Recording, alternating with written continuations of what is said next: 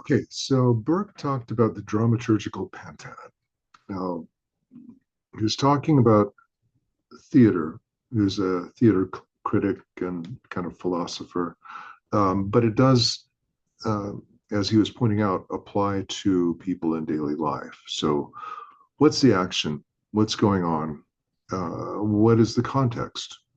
Where is this thing happening? Who are the agents or actors? Who is doing the action? And then agency. How does this action come about? Who has the means to perform the action? Who has the right? And then what's the purpose of the action? So these are all things that you would see in drama and in the drama that is our lives. And in there, we come across the concept of locus of control. So, who determines your fate? Who makes decisions? Do you make decisions? Are you the agent of your own becoming, or do other people tell you what to do?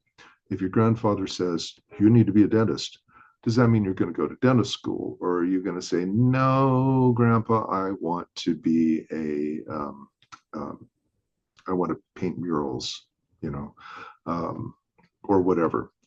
So, who does the deciding? Who has the agency? But locus of control kind of goes a little more broadly into the idea of fate. You know, is there some force outside of you that determines what happens to you, or do you make the choices that determine what happens in your life? Inshallah is an Arabic saying that basically means it's in God's hands, you know, and we find that in American culture, for instance, people tend to be happier and healthier if they believe they have control in their lives. Whereas in a lot of other cultures, people tend to be healthier and happier if they're like, actually, it's up to God, you know? Um, and this does have uh, some correlation to how collectivist or individualist a culture is. So in a collectivist culture, you know, you're part of a group. Decisions are not necessarily made by you. Maybe you have to make a decision based on what your family needs, you know. So a lot of times people who immigrate uh, to, let's say, more affluent nations, maybe they, you know, one person gets to go to school, they get a degree, they go away to another country to work, or maybe they went away for school, but then they're expected to send money back.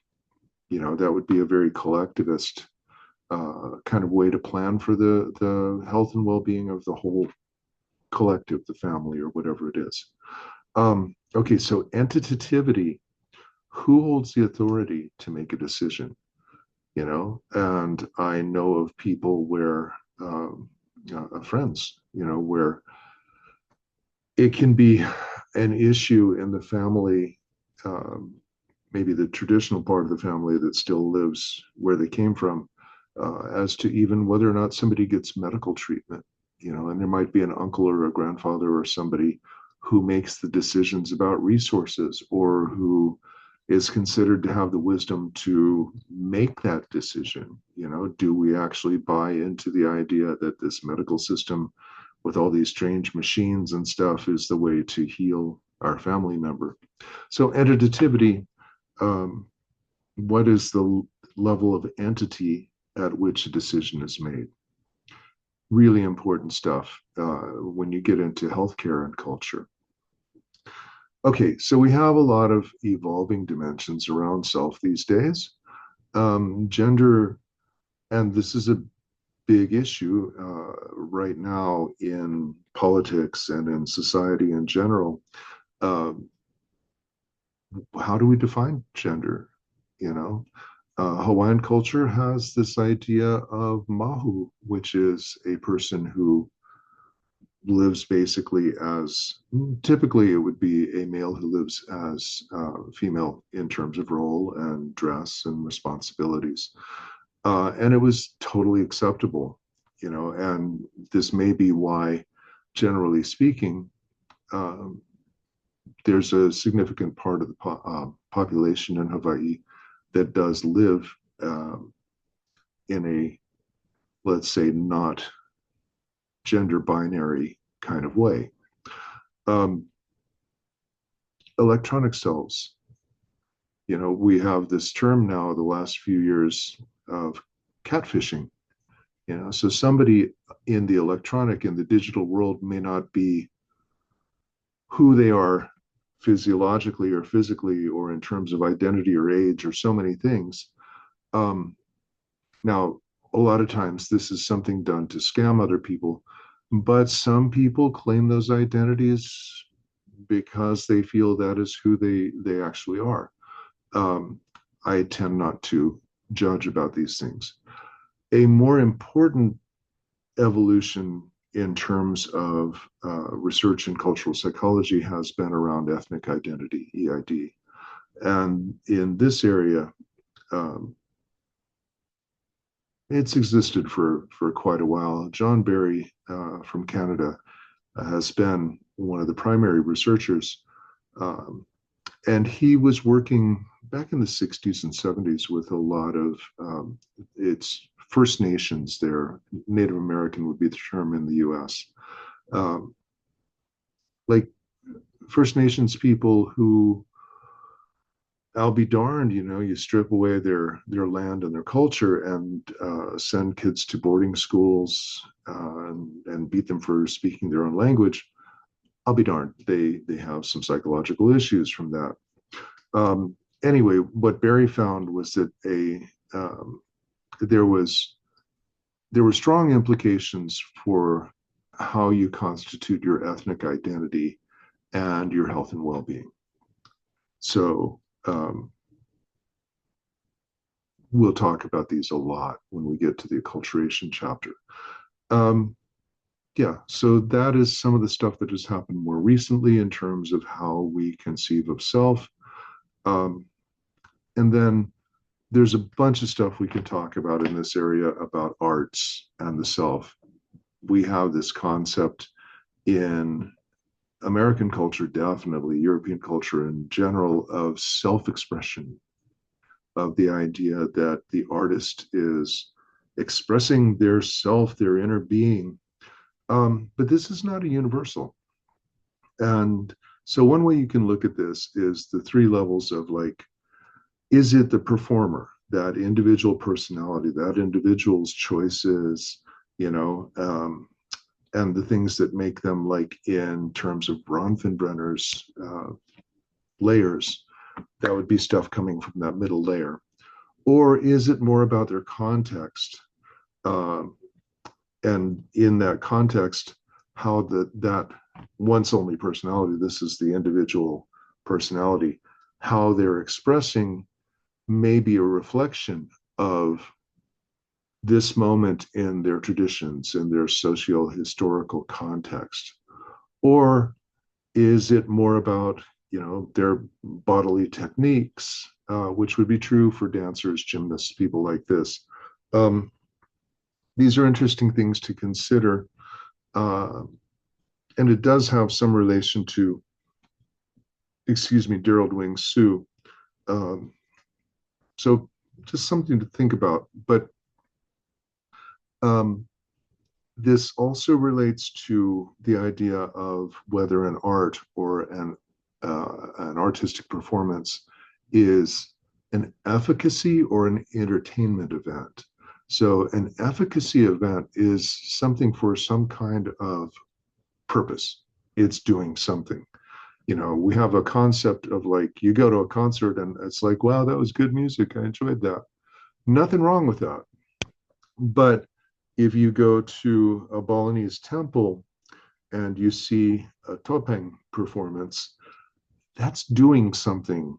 At least if you're a part of the culture, this is something that is doing things for you and for the culture, in terms of like, you know, perpetuating the world as you want it to be, or something like that.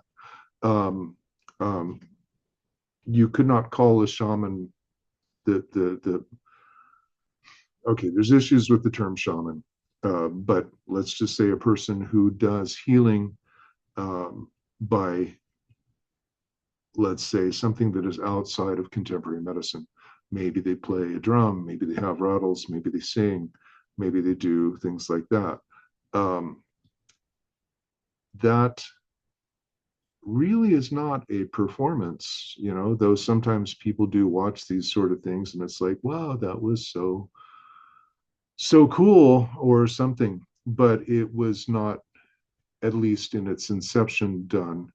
The Hopi, with their annual set of rituals, they do perform those for tourists, but I think they also do it without tourists around, and that would be the efficacy of performance. Entertainment is just for the enjoyment of the audience. Now, here's another distinction. In an efficacy performance, there may be no division between audience and the people enacting the performance. Whereas in entertainment, there's kind of like a line between the performers and audience. Um, Once in a while, you have a play where the performers go out into the audience and get people up to do something.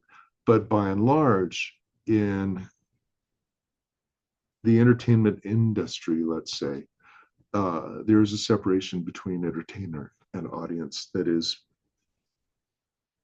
pretty solid. If you're at a concert, there might be security who absolutely are not going to let you go on the stage, that kind of thing. Um, in interacting with musicians from West Africa, um, it's kind of hard sometimes to tell, you know, people may come in and out of performance situations. With Maori, when I was in Aotearoa in New Zealand, uh, if you're at a party with a bunch of Maori, somebody may bust out a guitar or three. And if people start singing, it is likely that at least everybody who is Maori will be singing, and there will be particular ways that the harmony is done in that setting that's a little bit unique to that culture. It is um, unlike the way harmony is done in Hawaii, even. And it's very much unlike the way that harmony is done. Well, I mean, it is harmony, which basically came to the Pacific as a part of churches and missionaries and hymnals and stuff like that. But what people do, um, in their own creations tends to have certain characteristics. But I've been in situations with a bunch of Maori in a party where everybody in the room is singing, 20 people all doing some kind of harmony, and it all fits together, and it's a powerful situation. There is no separation there between audience and performer.